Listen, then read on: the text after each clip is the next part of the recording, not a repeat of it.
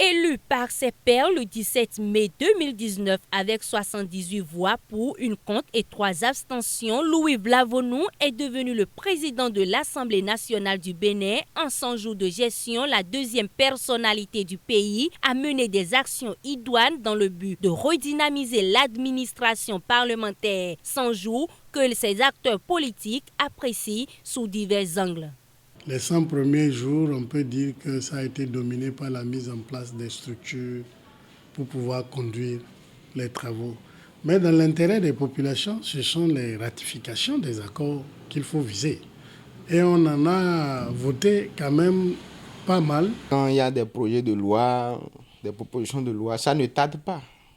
Vous voyez par exemple, c'est quelqu'un qui respecte des normes.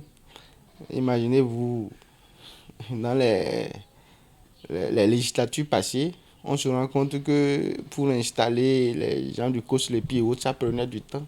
En 100 jours, d'importantes décisions ont été prises par le président de l'Assemblée nationale et sa 8e législature. Au rang de celle-ci figurent les questions liées aux frontières maritimes.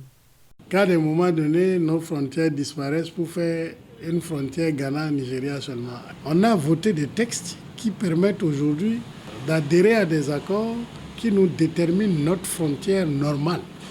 L'autre point saillant à relever durant ces 100 jours est le vote du budget du Parlement gestion 2020, un budget qui n'échappe pas aux réformes institutionnelles du moment.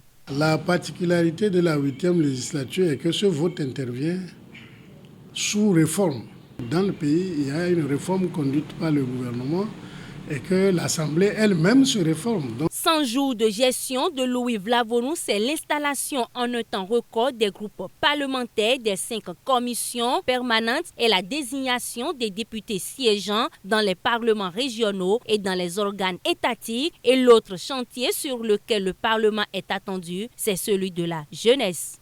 Donc, nous pensons qu'il faut commencer par voter des lois qui permettent aux gens, surtout aux jeunes, d'être employés sans qu'on ne leur dise d'avoir 10 ans d'expérience.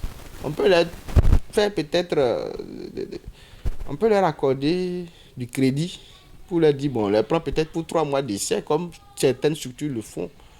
100 jours avec autant d'actions positives, une chose que le peuple aimerait voir se multiplier sous cette 8e législature.